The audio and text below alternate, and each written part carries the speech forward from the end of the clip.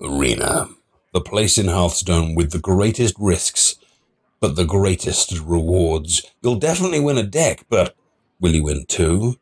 You might win some gold, but will you win a whole pile? You might win some dust, but will it be enough to craft a card? And you might go 12 wins, but you could also go 0. And in this guide, I'll be showing you how you can choose some good cards, play well in the games, and hopefully get your hands on some sweet, sweet rewards. So, pull up a chair and let's play Hearthstone.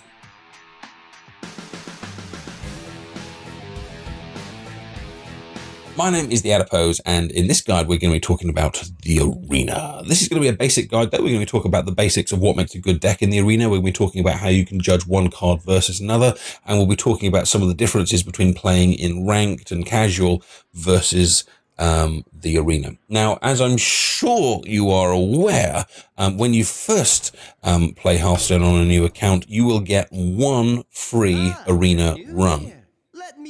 And you can see here the innkeeper saying, hey, it's on the house, which is great. And you've got to take advantage of that free arena run. But normally it will cost you 150 gold. And you will definitely, no matter what happens, you'll definitely win one pack. But a pack costs 100. So you've got that 50 gold kind of difference between the two. Now, depending on how many wins you get in arena, will depend whether you make that 50 gold back and whether you make a profit or whether you make a loss. But whatever happens, you get the fun experience of playing in arena. And for me, I love arena. And it's definitely, like I said in some of my previous tutorials, it's one of the places where where the ground is even between you and the players that have been playing a lot longer. If you don't own many cards, in arena, it doesn't matter because you all get to choose from the same set of cards. You've all got a chance of getting a legendary. So it's a chance for you to play with cards you don't normally have, but it's also a place where other people can't just crush you with better cards because, everyone has to kind of pick from the same pool. But you might want to hold back a little bit on arena just until you've got the basics. Take on the AI a bunch of times, unlock the basic cards with each of the closses. Just so you've got a handle on how the games kind of flow and a little bit of a kind of understanding of what makes a good card and a bad card. Because you will, if you lose all of your matches in arena, you will be throwing away gold perhaps unnecessarily. So the first thing you'll have to do in arena is pick a class, and it will give you 3 classes, completely random, and you choose the one that you want. Mage is often known as the best class in arena, followed by others such as Paladin. But in truth, if you look at some of the best players in arena, their statistics for most classes are very, very, very, very similar. But the reason why Mage does so well is because of the hero power. And because the spells are very, very good at kind of removal, the fireball, the flame strike, because most of the decks in arena end up being what's called a mid-range deck. And we'll talk about a little bit more about that in a minute. So we'll pick the mage, but if mage isn't an option, don't worry. Just pick a character you like, pick a character where you know the cards, pick a character that you've kind of played with before, because you're likely to get, cards that you've seen and that you're comfortable with and that you understand. Pick a card to add to your deck. Now, what the game will do is it will throw 3 cards at you, and you have to pick one. And then another 3 cards at you, and you have to pick one. And another 3 cards, and you have to pick one, etc., etc., until you get 30. And I believe at turn, your first pick, your 10th pick, your 20th pick, and your 30th pick will definitely be rares or better. And then all of the other picks might be rares, but they will probably be commons and so on. So everything you always get a chance of getting various cards, but you'll definitely get rares or better on those particular turns.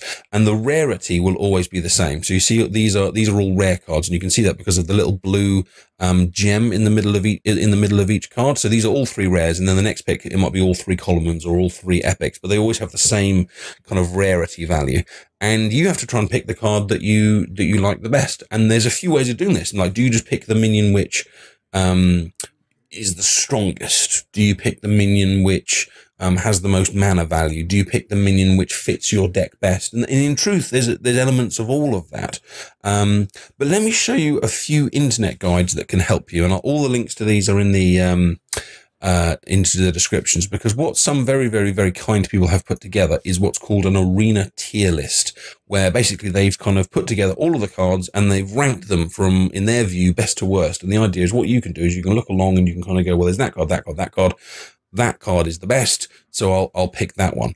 The advantages of that is that it will help you understand what other really good players have decided are better and worse cards, which will help you understand what could be a better and worse cards.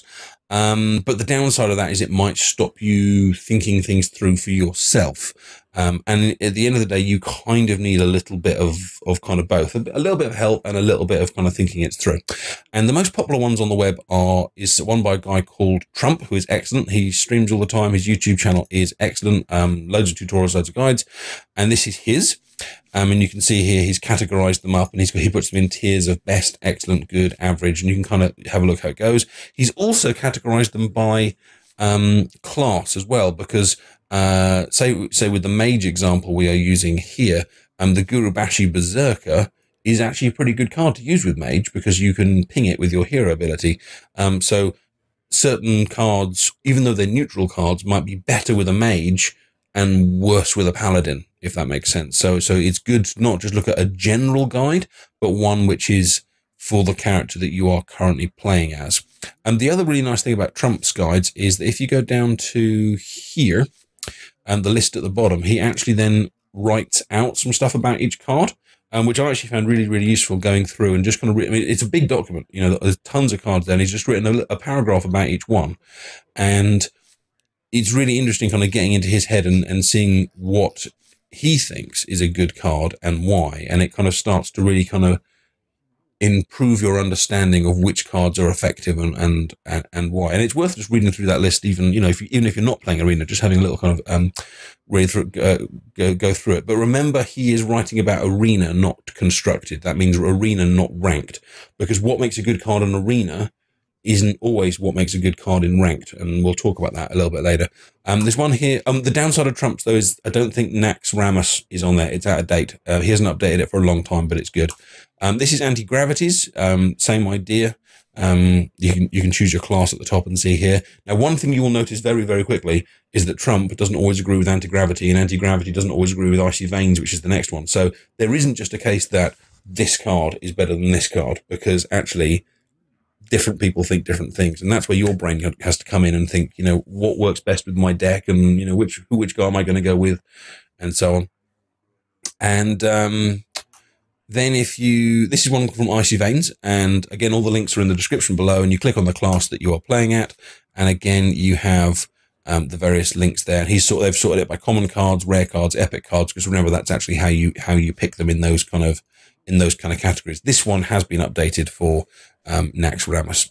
Now, this is another website called arenavalue.com, and this one's really nice in that it's not a list of what to pick, because it uses the other three websites that we've talked about.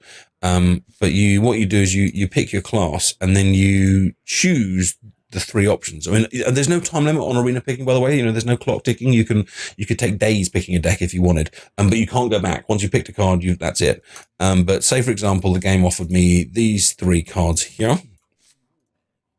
I can obviously see them, but it shows me what rank value they have been given. So if someone thinks that this card is rank 75, great. Higher rank being the better.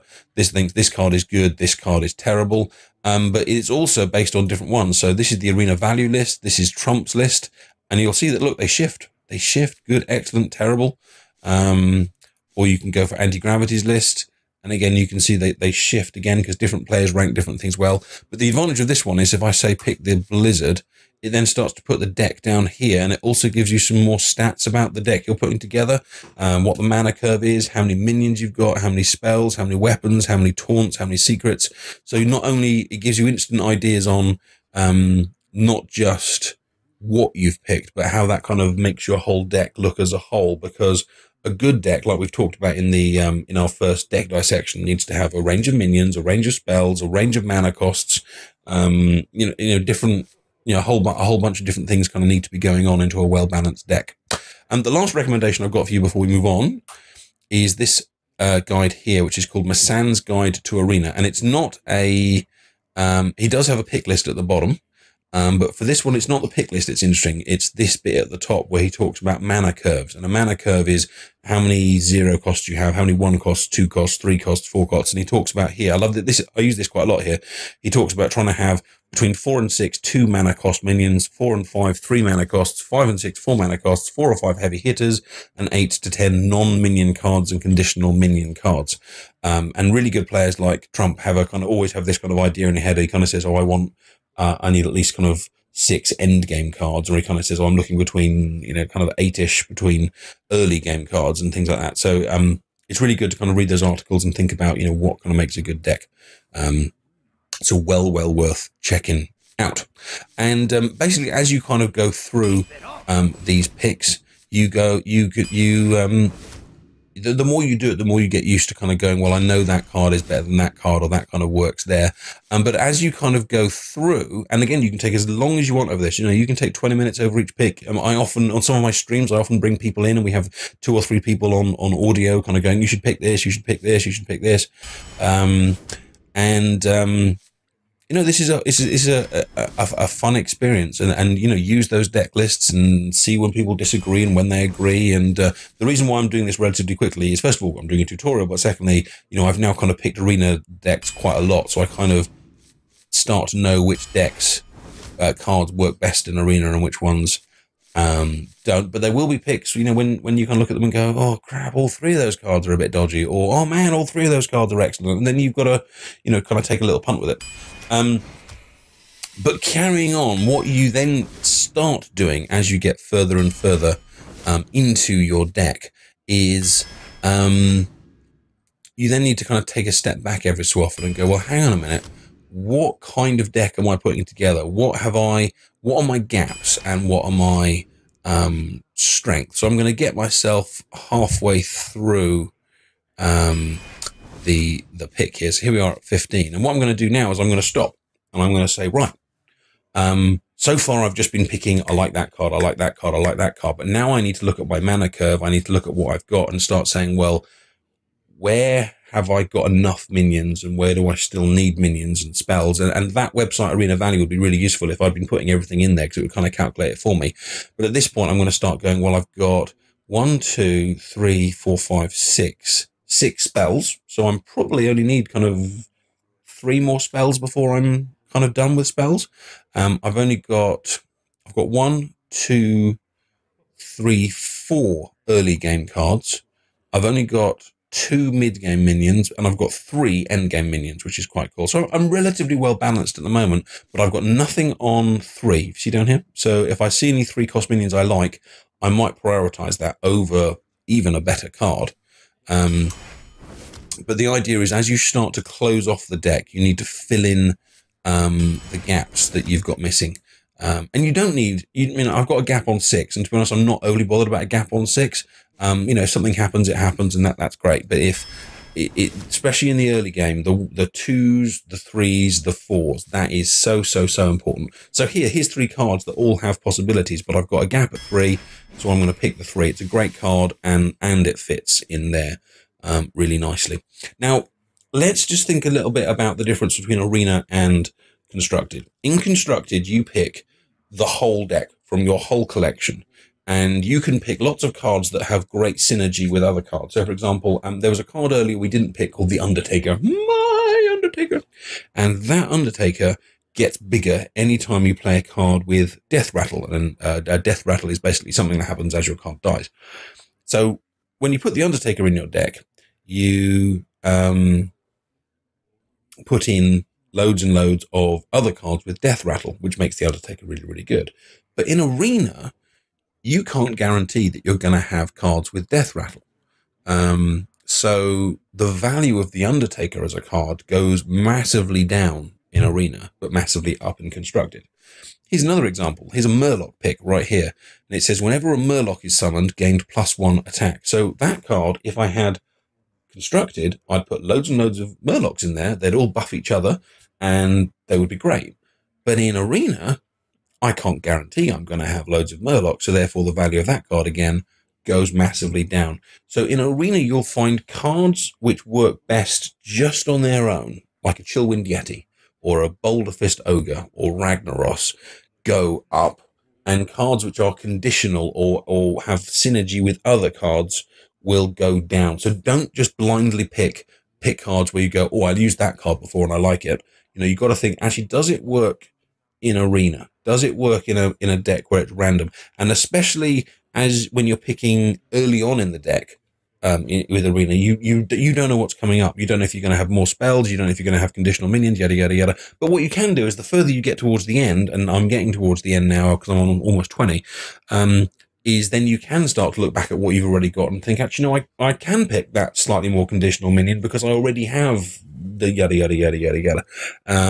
But you can't really kind of do it early on. All right. If any of you have any questions about that, just leave some comments in the below, and I'll get back to you. But you know, Arena is different, and it also means the same for your opponent as well. Because when you're playing your opponent, you don't need to be as scared of things because if you're playing a druid, he's going to have 2 swipes. Or in constructed, he will always have 2 swipes. In Arena, he might not. He may have 2 swipes. He could actually have 3 swipes. But you don't have to be as scared because he won't necessarily have it. You know, it makes it a different, you know, slightly more kind of random, but, you know, fun experience. Tricky pick here, but I think I'm going to go for the Death Lord for an early taunt. Oh, these are all good picks. So this is a point where I would look at my mana curve and go, right, where are my gaps? I've actually got 1, 2, 3 minions. There is a difference, of course, between a spell and a minion, because if I look at 4, this implies I've got loads and loads of 4s. But when I look at it, 4 of them are spells, and only 3 of them are minions. So I wouldn't necessarily say that I'm done at 4. But then again, I do need a little bit more end game, and I've got a gap on 6, so that's why I'm going to go with the Boulder Fist. There's the Undertaker, which I talked to you about, you know, very, very kind of conditional. Got a little bit gap on 3 though, and I've got room for a bit more spells, and Mirror Entity is a good fun spell. So I'm going to pick that. Same rules apply to what we talked about before, with the idea that you don't want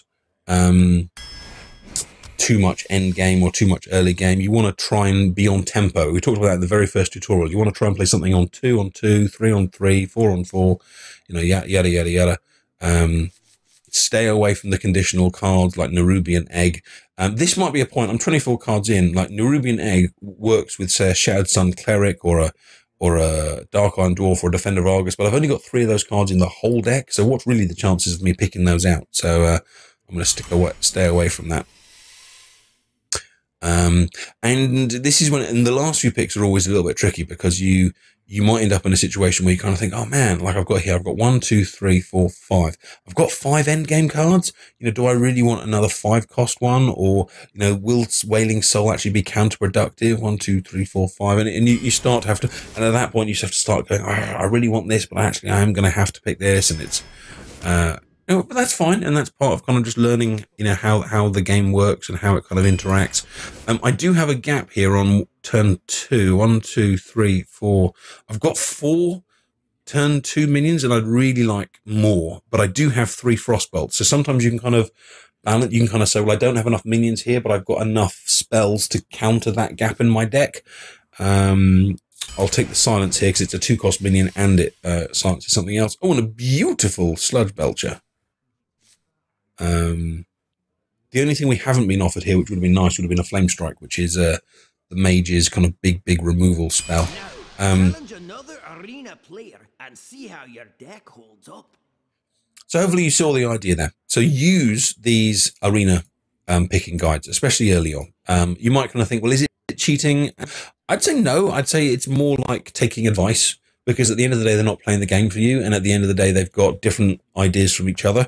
So it's still your decision. And this is still your deck. And it's still your choice whether you obey their advice or not. And it's your choice at what point you say, man, I've got enough 5 minions and move away. So it's still, you know, your deck. So it isn't cheating. It's taking advice from people that have been there before. And let's face it, you're going to be facing other players in the arena that have played many, many, many, many times before. So I would advise you to swallow, take a deep breath, swallow your pride, and you know, take some advice, which is what and you're watching this video, so you're already kind of doing that. So the way arena works is, as you sure you know, that you lose after 3 losses. You are out. But the game does try and help you out as you go. So if you win your first 2 matches, so you're 2-0, the game will try and match you against other people who are also 2-0. So i.e. either good players or have got good decks. So the good players face each other, but the same goes in reverse. So if you lose your first 2 matches, you should then get paired against someone else who has lost their first 2 matches. So hopefully it's an easier match for both of you, and it increases your chance of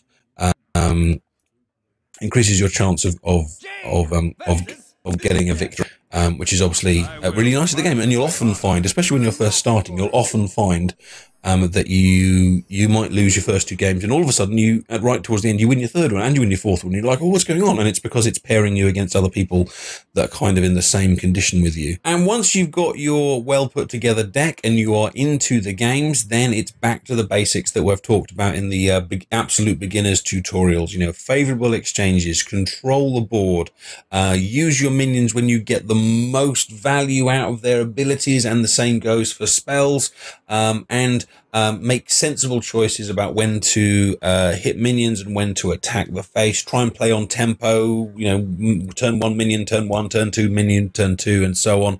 And you'll hopefully start to see those results. You won't win every match. Don't worry about, oh my God, I lost. You know, you just, you know, concentrate on small victories. You know, if you manage to go 2 wins, fantastic. If you then manage to go 3 wins, fantastic. That's even. If you manage to go 4 wins, oh my God, that's more wins than losses. If you manage to get to 7 wins, you're going to get a completely free arena run. But once you've got that deck, I mean, the deck is so important. I mean, it's not, the deck is almost more important than how you play with it. I mean, not true. They're both really, really important. But, you know, you take advice, use the guides, think about, is this a conditional minion or an unconditional minion? Do I have enough early game, enough middle game? Do I have enough late game? Do I have enough spells and weapons? Have I got too many spells and weapons? You know, balance your deck. Have I got enough card draw? We didn't talk about card draw. And in fact, the deck I drew there didn't have very much at all. But, you know, if you see minions that let you draw cards, they can be really, really handy. You know, get a really well constructed deck, and then play it sensibly. And I guarantee you'll walk away with some victories. If you want to see more, you know, watch my arena misdemeanor videos, and you can see me kind of playing in action. Sometimes it goes really well, sometimes it goes terribly, but you can see the thought process going on. And the other thing you can do is I've done a tutorial about the Hearthstone deck tracker. Put your arena deck into your Hearthstone deck tracker, have it up on the side, and again, so you know what's coming up. You can think about, you know, what am I likely to draw and so on. And have fun. Arena is really, really fun. So, you know, enjoy the experience of being in there and competing for the big prizes in Hearthstone. Thanks for watching. If you found it useful, please like the video. Don't forget to follow the channel. And of course, you can come and join us on twitch.tv/TheAdiposeTV for some live interaction with me and the posse. And it would be great to see you over there. You have been fantastic. And you know what? So was I. Bye-bye.